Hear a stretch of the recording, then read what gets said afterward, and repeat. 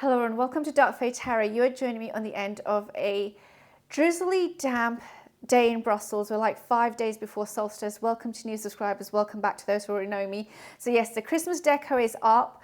The shelves look pretty jam-packed this year, but I still managed to get some tinsel and lights on them.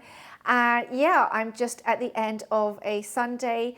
This is a spontaneous video, but I just felt called to do it. And it's in response to, first of all, the great kind of like comments and feedback I've had on a couple of videos I did on FOMOs, deck purchasing, overconsumption. These videos I think were done in 2021, 2022, if I'm right, I can't remember.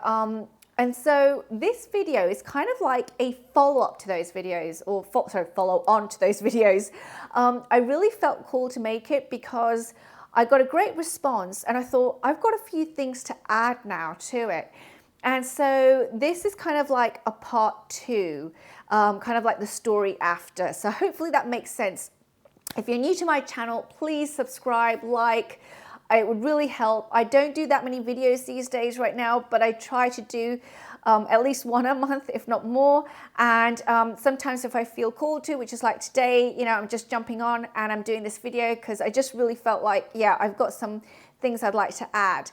So really glad to have you all here, whether you are from previous watching my videos or if you're new to this channel. So yeah, I'm Darkfaetarot Tarot and I'm based in Brussels. So anyway, I wanted to talk about kind of like the fact that we buy a deck and you know, I'm looking at my notes so that if you see me looking away, that's what's happening. I want to do actually, first of all, a disclaimer, which is that, you know, any of the decks that I show on this video is not a reflection on them. They're not necessarily even FOMO purchases, but I just needed to grab some decks basically to do this video. And it's nothing to do with that deck or the artist or the style of deck. It's just, again, I grabbed a whole load of decks off my shelf, so I actually had examples. But this could apply to any deck that you have. It's basically, and I'm going to get into kind of like the situation and why I'm talking about this. So yeah, first of all, this has nothing to do with any kind of discrimination towards the decks that I have or the artist, because these are all great decks. I'm glad I have them in my collection.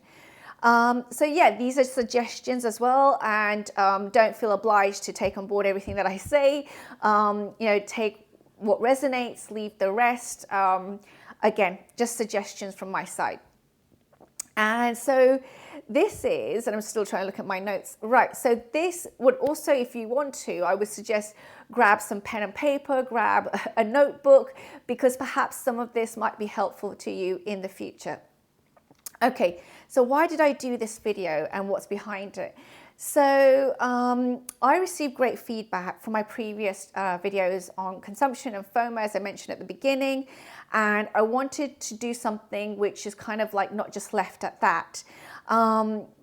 I want to look at challenges. I want to look at kind of like addressing the challenge of regret or remorse or guilt or shame and that kind of thing.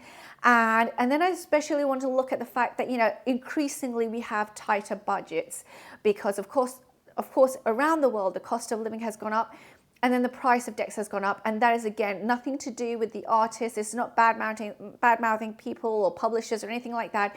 It's just the reality of the fact that we have tighter budgets and costs have gone up.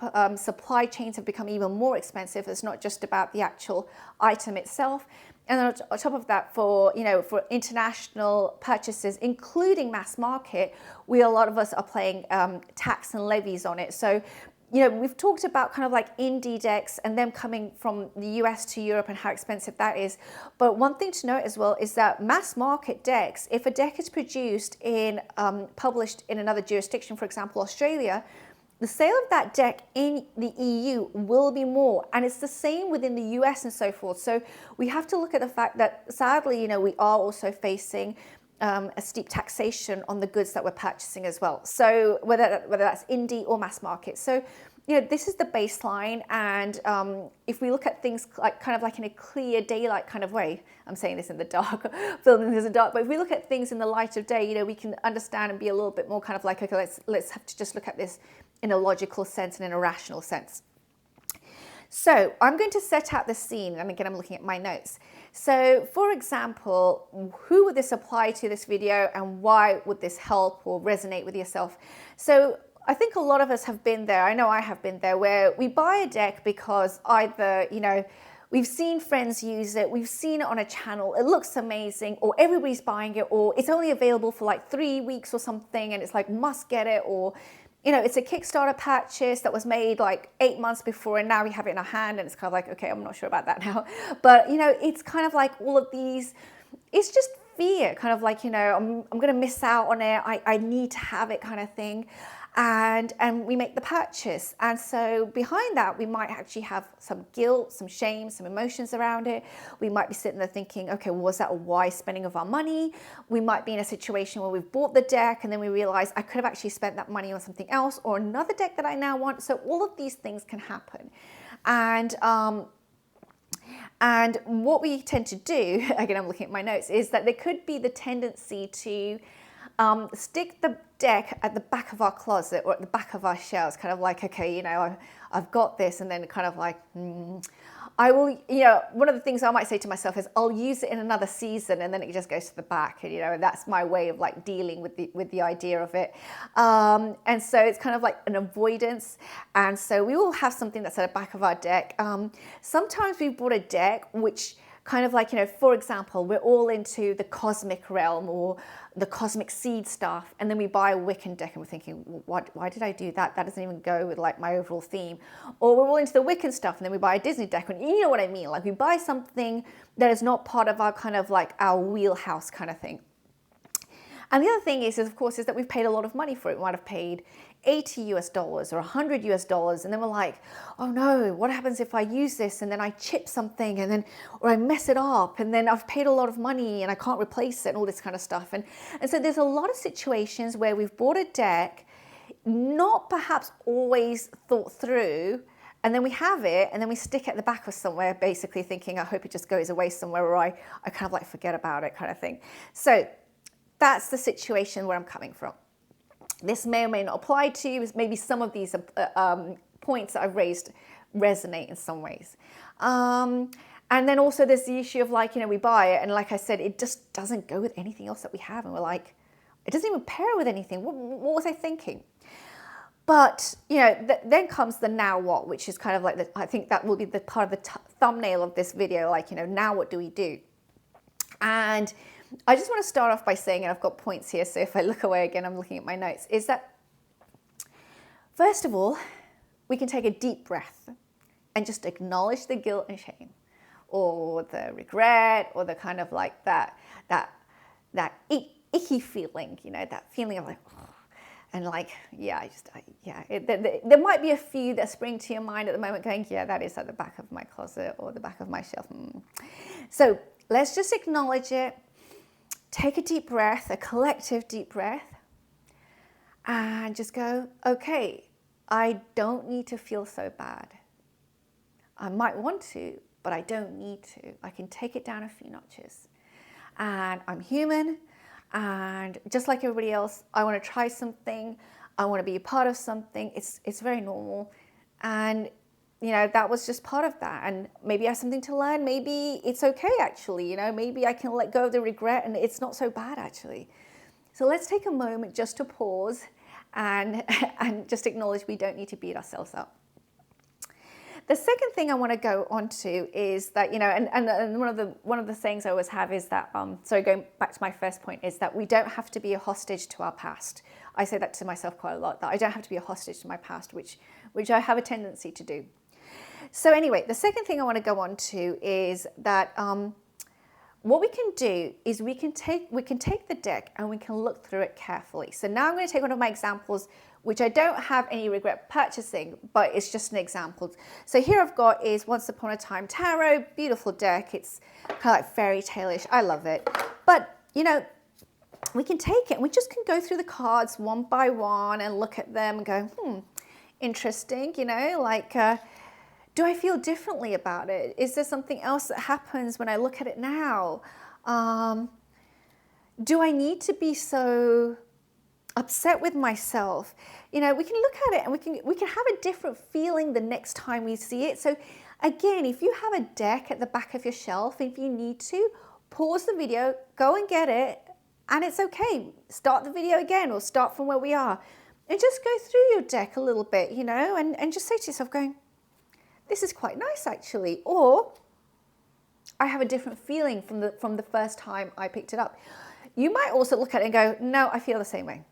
I regret it. And that's okay too. So we're not forcing anything here, but by taking the deck out and just going through card by card, we can already start to perhaps open our minds to a different possibility with this item. Again, nothing is set in concrete. So however you feel is okay. Okay, so I'm going to start with this deck, but you get the message, you get what I'm trying to convey. Great. So that's the second thing. So one of the things that I always feel is that after that is I can also look at kind of like the fact that I don't feel that it belongs with anything in my collection. So I want to go on to that point. So we might sit there thinking, right, I've bought this fairy tale deck. Let me go back to this one because it's open here. I can really go with anything. And what I've noticed over time is I'm really, really grateful to have seen so many tarot readers have cards in their collection that don't necessarily go together. So let's go back to this deck, and I'm just going to pick up something randomly here that's like already on my table because I pulled out quite a bit here. Let's go to this one. This is the Four Agreements. It's a little like affirmation deck by Don Miguel Ruiz, who did a book in this theme. And it's just stories. And I don't think these two really go well together. Maybe they do now, but the colors. So, you know, we put them together and we've got here the Star card. We said, so this is about not getting caught up and thinking everything is about me. That's what he's written here on the cards. And this is the Star card. And I'm just thinking, really? Does this go together? I've got the Ace of Wands here. That's quite different. And here is the human mind is like fertile ground, and that seeds are continually being planted. So this is about the words that we use and going with the Ace of Wands. Again, aesthetically, they don't go together. But what I can do is slowly, bit by bit, ask myself, am I seeing messages that I can use together? Here is the Ace of Pentacles. And here is whatever people do feel or think is not personal, basically, right? So this is not taking things personally. Perhaps this is a message about not taking things personally so I can welcome in abundance into my life. I'm just making this up on the spot. But the point is, take whatever is on, so I'm just going to move that out of the way. Take whatever is on your shelf, and it's okay to start mixing it, matching it. Let me take out another Oracle deck I have here, which is really, I think, very different from what I'm seeing. And again, let's see if it pairs well with this one. So, for example, let's take this, which is a French deck called Carte Divinatoire d'Algarel. This is a very interesting word. And I can't pronounce it. And basically, it is a set of kind of like more painting, picturesque kind of like cards. Now, I really think this is a beautiful deck. But again, would I pair it with something like this? Probably not, no. But the point is by allowing myself to play with like odd pairs, I kind of like start to start to tell myself, you know what? It's okay. Everything does not have to mix and match perfectly. I can just take something and put it together. And sometimes when we have decks that look very, very different, I actually think that the messages become even more clearer because they are so differentiating. But there you go. So I just want to say that we don't have to be stuck with, this is the only way I can see it. A deck that I find definitely difficult to pair, and let me grab it, is the Starchild Tarot. Now this deck, beautiful cards, but I definitely struggle in finding pairs to go with it. There's only a few decks which aesthetically are similar to this one. Oh, it's about to slide off. So if I take a few cards from here, and if I, let's say, let me make this up here. Let me take this, very, very different Spirit Animal Oracle. And if I take cards out from there, again, you're going to see it where you're going to be like, okay, that is very, very different. So if I take a few cards from there, here's Fox Clever, And here is the Emperor. So different aesthetically, but again, it's up to me to link the messages. And actually, now that I put these two together, I'm sitting there going, that doesn't look so bad. That looks quite pretty, actually. But again, it's up to me. So, you know, if you've got something and you're thinking it's never going to pair with anything on my shelf, I would challenge you to go into your shelf, start pulling out decks randomly. It doesn't matter. And just mix and match. And you might surprise yourself, as I just did now. You know, you might just sit there thinking, actually, yeah, that was fun to put together. So that's another example. I want to go into the next thing now, which is, and watching my time, is, you know, you can just have your own fun. So the next thing I want to say is that the big advantage of having a FOMO deck, which is what I'm calling this, but a deck that you've bought that was, again, just done out of kind of like a rash purchase, let's put it that way. The big advantage of that FOMO deck is that it actually hasn't been used that much or at all. And that's an advantage. And you might think, what? That's an advantage because it actually is quite fresh to the palette.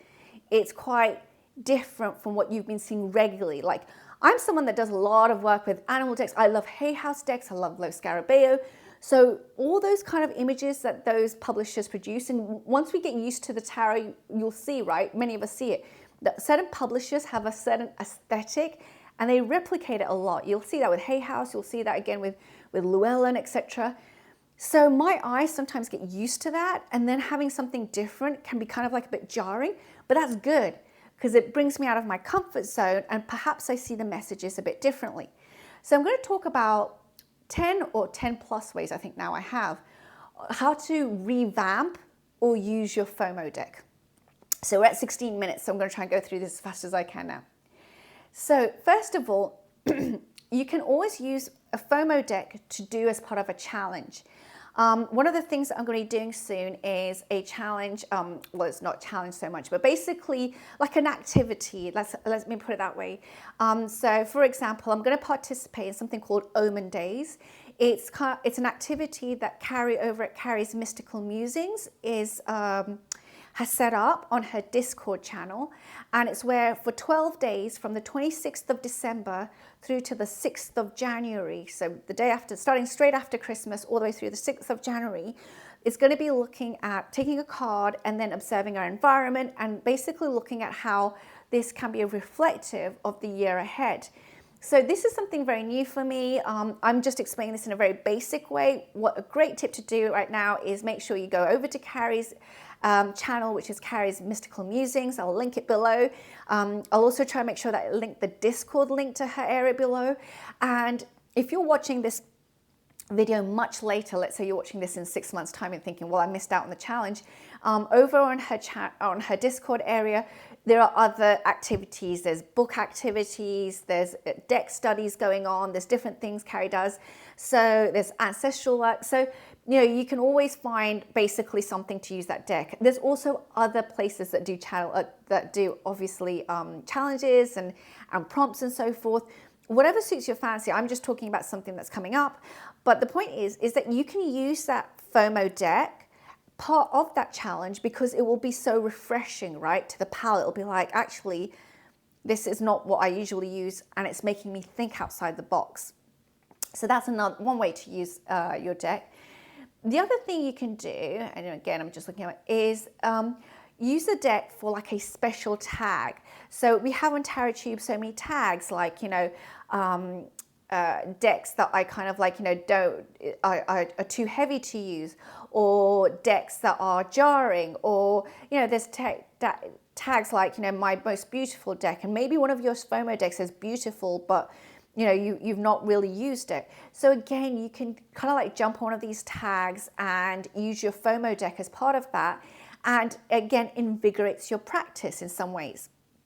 The other way you can use your FOMO deck is that there are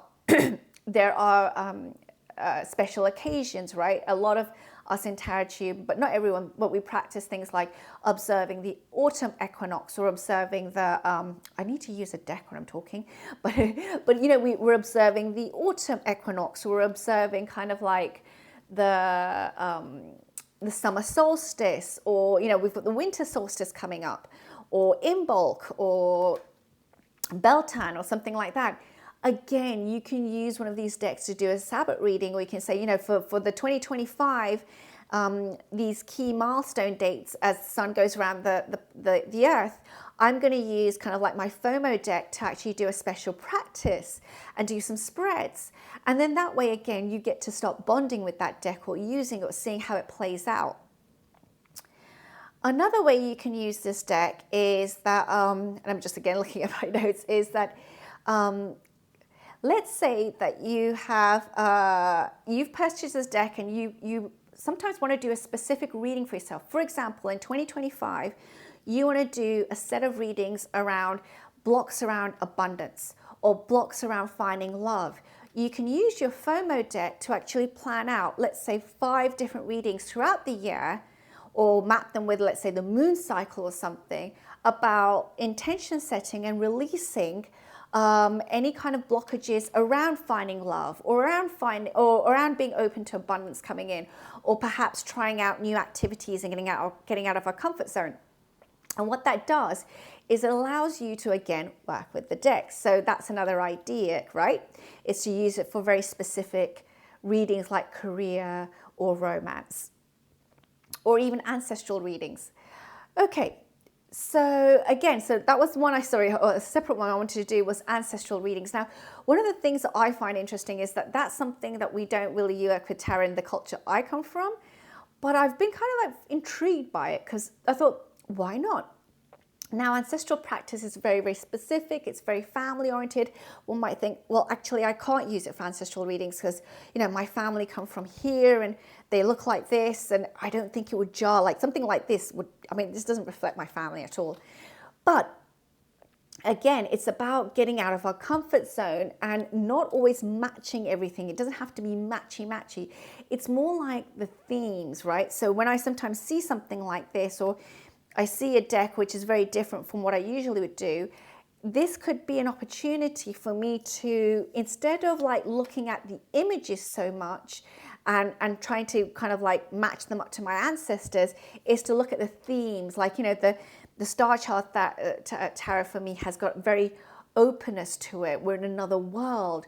We're in an atmosphere, which is like, you know, we're another planet. That's how I feel when I see this deck. And then I start to think, well, in a way, my grandparents aren't in this world anymore. So, you know, it kind of like starts to unlock how in the ether, perhaps spirit and spirits are. These are just examples. So that's another point I wanted to raise. You can also do kind of like specific ritual work using that deck. So for example, you might want to work with a deck where, let me get this deck out.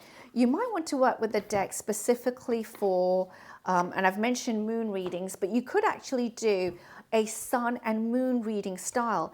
And so now I'm going to look at the Somnia Tarot, so we have something different to look at. Again, I was just pulling decks off my shelf, so you can already see like the Starchild Tarot, and now I've got the Somnia. You're like, okay, she's really going from one thing to another, but that's the whole point of this.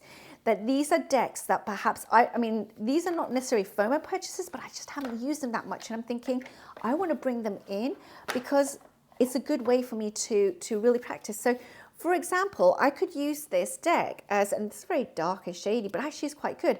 This deck could be for me really, really good. I mean, I'd mentioned already moon readings, but the moon is like what's hidden, what I don't see too well, what's in my subconscious. This could be a really good deck for me to use in 2025, all around the subconscious, things that are bugging me. And of course, with the Somnia Tarot, we really have this inclination that we don't see the face too much, right? That's a huge part of this deck. The face is covered, we're submerged, we're looking at the back of things. So this might be a really good deck for me to look at when we're in cloak mode. So yeah, hopefully that makes sense. But I thought that was, actually just realized that's a really good idea. Maybe I do need to do that next year. But again, you know, if you're seeing this video sometime later on, just don't worry, you know, you can use this. You can use these tips at any point. You can mix them up as well. So the other thing that I want to talk about, and I just want to say, is that you could also do a deck interview to bond with the deck. You can actually sit with the deck and say to it, okay, how can we work together? You can find a deck interview online, but you can also just ask the deck straight away and have a conversation with it going, how can we work together? What would you like from me? What can I give you? What will you be bringing to the table? What are your strengths? What are your weaknesses? You know, what's a message from spirit through you? That kind of thing. So again, you know, you can find your own questions and just do a deck interview, and that could also open up a lot.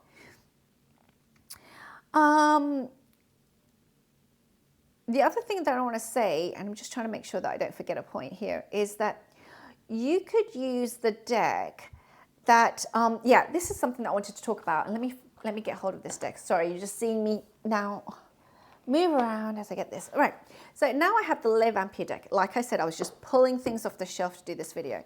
So this is by Lucy Cavendish and artwork by Jasmine Becker-Griffith. But I will list all these decks below anyway. But one of the things you could do with a deck is to actually just do some creative writing prompts, to use it as artwork again. And again, you could do this with your FOMO deck because you haven't used it that much. So it brings you out of there. So for example, let's look at this one. Reason, listen to advice, think clearly, intellect. You could make a story from this. Or you could look at Immortal, the consuming family, pressures of peers. And again, you can use this to form a narrative and let your mind go into what would be a story around this that I could create around family pressure, peer pressure. Looking at, this is an Irish name, I think it's Manad, but I'm mispronouncing it. And it says madness, a static ritual, energy release. So again, you know, you can create a fantasy story around this for yourself, or you can do artwork using these beautiful reds and greens. And that could be a way to, again, this is about using something that you haven't bonded with too much, and then all of a sudden it helps you see things a bit differently. Okay, so you can also take one of these decks, one of these cards. Let me find another one to show you. Let me go back to the Somnia Tarot actually, because I want to pull a card from there. And what you could also do is you take a card from here before you sit down to do a 10-minute meditation. And you just take a card. Okay, I've just taken one from here. Here's one. This is 6 of Candles, which I think is 6 of Wands. So you can sit down in meditation, ask yourself, what is it that I can celebrate? How can I applaud myself? You can also meditate upon the colors of this card. This is a very strong mustard yellow. Are we at sunset or are we at sunrise? But you can really sit there and allow yourself to contemplate. You can ask yourself, do I feel scared being seen? Do I feel scared celebrating and saying that I've got something to celebrate? Or do I love it? Or do I then it becomes too much for me, you know? So again, and then allow yourself to get quiet for 10 minutes, put on some meditation music. And again, if it's a deck you haven't used that much, it can really be refreshing, especially meditation. Definitely, I've had that experience with decks where I haven't used them that much, and then I brought it out for a meditation, and I'm like, wow, that was great. Because, you know, maybe I'm used to seeing the 6 of Wands in the Crow Tarot, you know, that's a deck I use a lot. Or maybe I'm used to seeing the 6 of Wands in, you know, another one of my kind of like well-used tarot decks, and what, you know, Light Seers or whatever. And then all of a sudden I bring something out that I'm not used to seeing, and then it's like, oh, that's interesting. Or, you know, another card here. Let me, for example, let me take something different now. Okay, let's look at the 3 of Coins. You know, we could put that together and ask ourselves, what does that mean? The other thing I was just thinking of actually is that if you've had a card that's coming up a lot, like a Stalker card, and let's say the Stalker card is, I don't even know what, oh, that's a spare card. Hold on, let me go to a card that I haven't pulled here. Let's say your Stalker card is Temperance, and you've had that come up all the way through for like 3 or 4 months.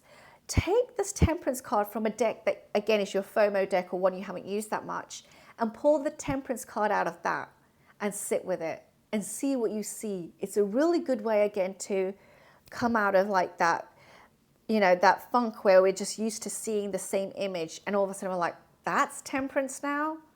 I mean, look at that. That's a teapot, there's a cup, and oh, that's a very interesting Temperance card. So yeah. Finally, I want to talk about, what else have I written here? Yeah, so basically also what you can also do is Google a spread that you want to use. Let's say a spread again on finding love, being open to love. Or let's say a spread on I want to travel next year. Should I be going east or west? You know, and find a spread on the internet or in a book you have and get your FOMO deck and use it with that. And you'll probably see something very different from what you always see with the deck you've had. And then finally, I don't even know where I'm on the count, sorry, is that use that deck as, what have I written here? Yeah, you can always use a deck. Sorry, I've got this thing, or when I'm doing videos, sometimes my ears start to pop, and I think it's because I just talk too much. But you can always use this deck as a calibration deck. So again, I've only got a few here now, but you can always use the deck as a way to calibrate, kind of like with another. So for example, if you're always used to using the Rider-Waite-Smith, Pamela Coleman-Smith illustrations, you can use this deck as a way to kind of like do a comparison between, let's say, the Five of Wands in this deck and the traditional Five of Wands, or you know, the Magician card here and the traditional Magician.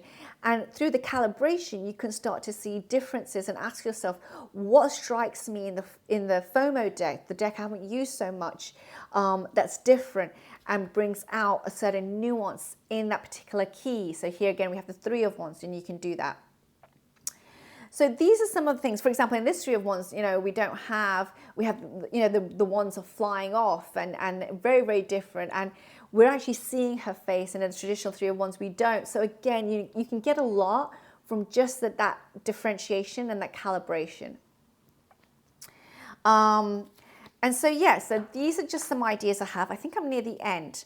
I want to finish off by saying, you know, and let me grab another deck here, because I've got one more deck that I haven't used in this video.